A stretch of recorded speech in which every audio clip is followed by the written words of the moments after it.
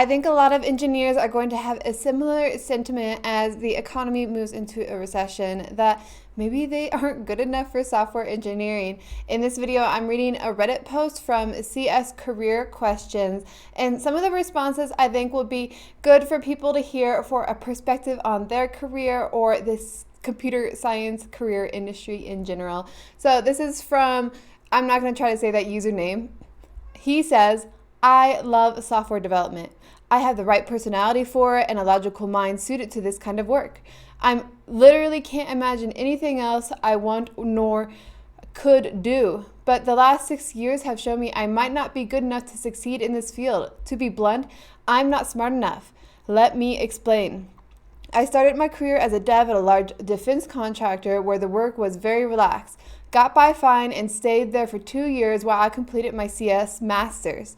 After graduating, I struggled like hell to get past interviews for new jobs. Eventually, I got a position at a decent tech company. I was okay at my job, but not great at it at all. I could get my work done for the sprint, but it took me nearly twice as long as my coworkers who were hired at the same time as me. This might be fine if my code was better, but it was not. It was still bugging and disorganized come time for code review. I couldn't learn as fast as my coworkers. I couldn't problem solve as fast. They were more clever and connected the dots I didn't see. I often had to rely on them heavily to get my work done. They weren't jerks about it, but my manager constantly compared me to their work. He constantly was giving me feedback like, this shouldn't take you 10 minutes, or you should be able to understand this quickly. He never said it out loud, but in the tone I could hear what he was really saying. Why aren't you smarter? I switched off that team and figured it was a bad project and went to another team. I resolved to be a lot better. I thought to myself, all I needed to do was work harder, study more deliberately in my free time, 2 or 3 times as much as my coworkers. Then I'd finally be able to make myself good enough.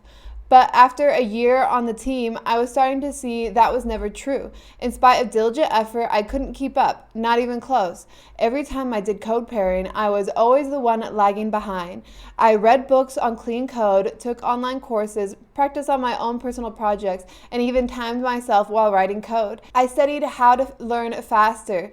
I even met with a psychiatrist, got diagnosed with ADHD, got on meds and a rigid diet/workout routine to improve my cognitive function. Slight improvements. My manager didn't even notice. The feedback, however tactful, was the same. Why aren't you smarter? Okay, I need a change of pace, I told myself. I'll apply to a different company. Struggled like hell to get past the prep interviews, and I landed at another reputable tech company. After a year at this company, last week I got a PIP. The feedback: takes too long to deliver on tickets, relies too much on senior engineers for help given his experience level. Will I find another job? Probably, but I have too much experience for junior and mid-level roles, yet will almost certainly struggle at a senior level. Worse still, there are junior engineers who produce better than I can, and it'll be obvious soon. It looks like I will never be able to work hard enough to do the work of people with actual talent. I'm always thinking all of my efforts will pay off, but in the end, it's always the same. It seems I'm destined to always be mediocre no matter what I do.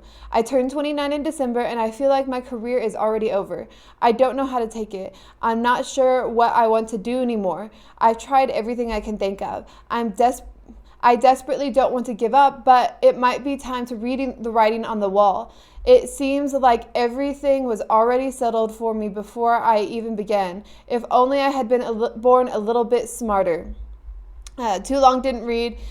I'm at the end of my rope in my career and I can't find a way to move forward. Should I walk away from software development? Now, that was a really long post. Thanks for listening with that. But I really want to point out a few common things that I hear. Every software engineer says that they aren't smart enough sometime in their career. I have spoken to the very few who are the crazy engineers we hear getting like $120,000 for their first job. They they even feel like they're not smart enough. They want to be the not smart enough person in the room. So this "am I smart enough" is a computer science industry, I guess, cliche or pattern I see a ton. And I have met a lot of engineers who have had this path. I think that this might be a little bit of a result of cultural factors.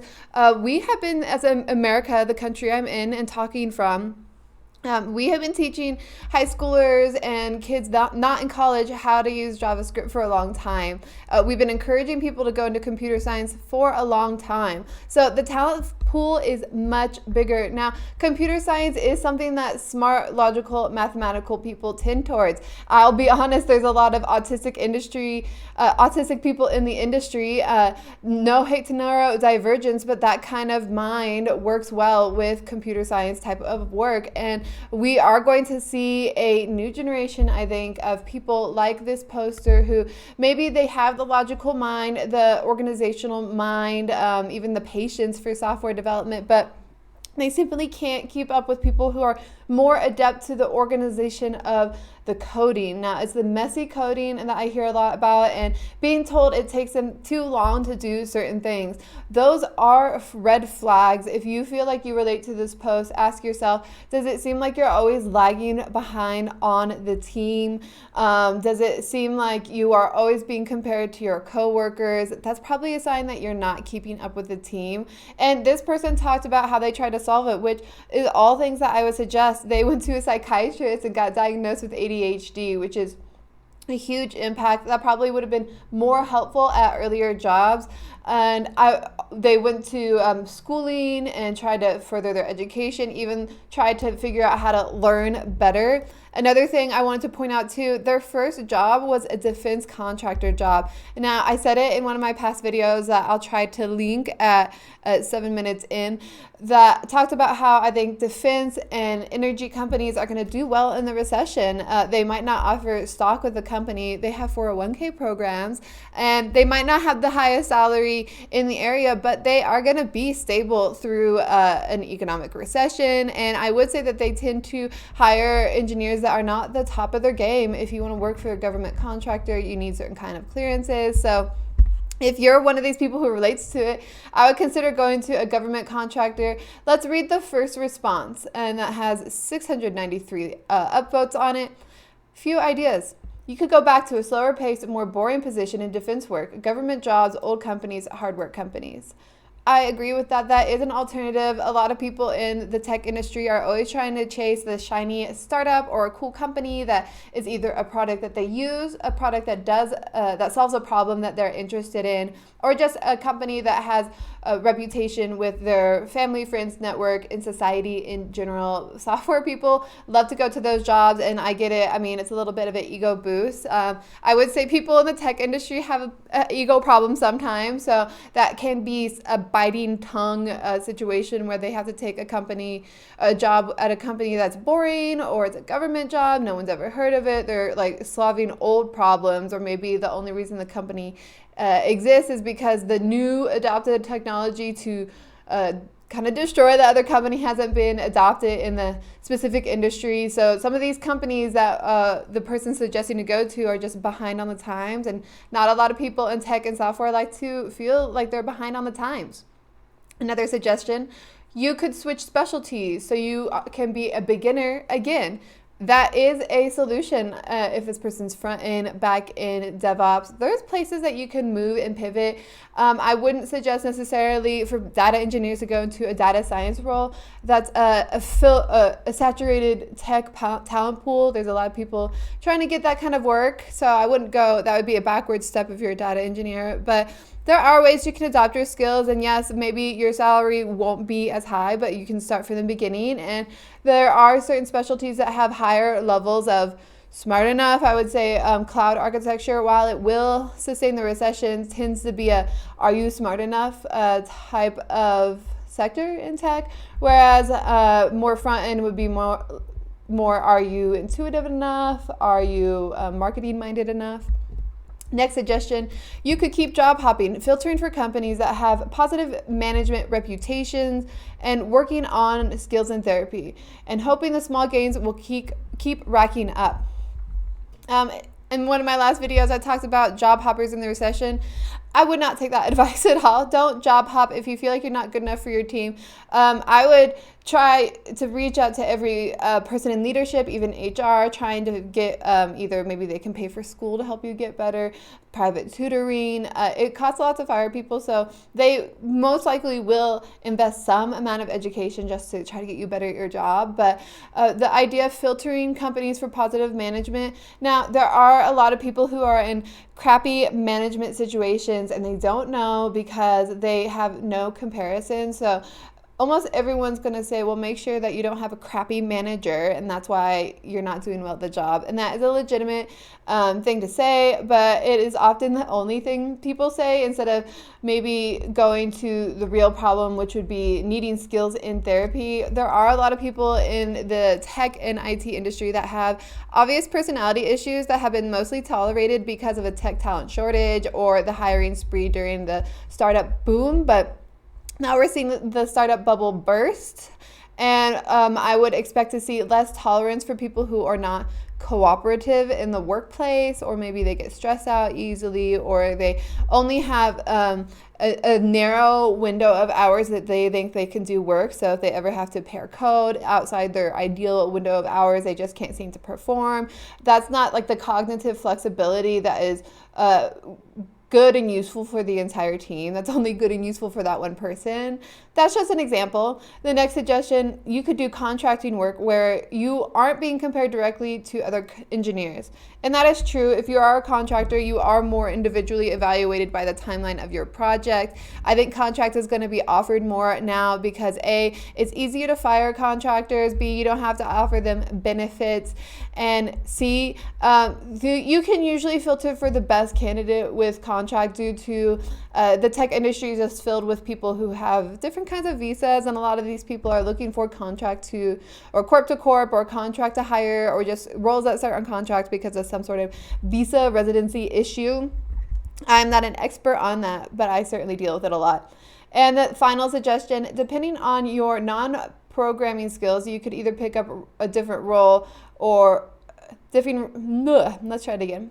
Depending on your non-programming skills, you could pick up another role at the company you're into. Engineering managers often don't code at all. And that is a good suggestion. People who can't keep up with the coding, sometimes they know the mindset of coders and engineers better. I don't want to suggest this because it's more competition for me, what I hope in my career, but I would say that people who can't keep up with the coding in an environment could go to project management, product management, engineering management, so that they have an understanding, but they aren't the person who is maintaining the quality level that can be left up to a senior engineer or lead engineer. But I would say a lot of people in the tech industry, as the tech bubble continues to burst, I suspect next year we're going to see more layoffs in the spring. I am surprised we're not seeing more. I guess we are seeing a lot of layoffs in October. It sounds like I need to do a video, so I'll record that next of the layoffs going on in October. But it does seem like there are going to be more layoffs before Christmas. A lot of companies want to do that because that's usually when the bonus is paid out. A lot of times the bonus is paid out in February or March. So some companies may lay off in January or even February to avoid paying out those bonuses. As the layoffs in the tech industry increase and or the job openings decrease, I would suspect that a lot of people who may have been coasting at their company, it's kind of painful to say that, but it's true. Some people have been coasting through their career or their company because they happen to go to corporate companies that have lower software development standards, or maybe they got their foot in a door in a company. They can't necessarily maintain the company's reputation with their coding skills, but they are in there, and so now it's on their resume and they are worth that company name. The problem about getting hired into a job that you're not fully qualified for is that it makes it seem like you're a better coder than you are on your resume. Now, if you have a lot of experience at Know Nothing Company, yes, a lot of people are going to look over your resume because they don't know anything. But if you have a software engine or a technical recruiter, a software engineering recruiter who understands either company reputation or the value of tenure in tech, you're still going to get a lot of recruiters reaching out to you, plenty of job offers. So if you are someone on the job search right now or concerned about your job, your career future, please subscribe to this channel so you can get all the information you need with upcoming news. But I would also suggest to open your mind more, let go of this idea of being smart enough in the tech industry. You will always have people that you work with that are going to be smarter than you, and they're going to make you feel like you're stupid. So if you are going into the tech industry because you think you are smarter than everyone else, or that is why you're in there because you feel like you're smarter than everyone else, well, you A, might have a dose of reality coming up, or B, might be one of those difficult coworkers who's rubbing in everyone's face that they are so much better at their job. There's a few people who fit into that beautiful medium that they're really good at their job and they're really pleasant to work with. Those are the people who can get like the 200K base salary job offers, 200K plus. But that's like in Utah. That's a ton of money. That's the people in engineering that are going to get those higher paid jobs. If you are earlier in your career, you're thinking you're going to get 100K next year as a CS grad. Well, good luck. Let me know how it goes. If you do manage to get over the 100K number, let me know what other education or factors played into that so I can share it with my viewers below. Thanks for watching this video. I hope I'm not talking too fast. Let me know in the comments what you think, and I'll see you in the next one.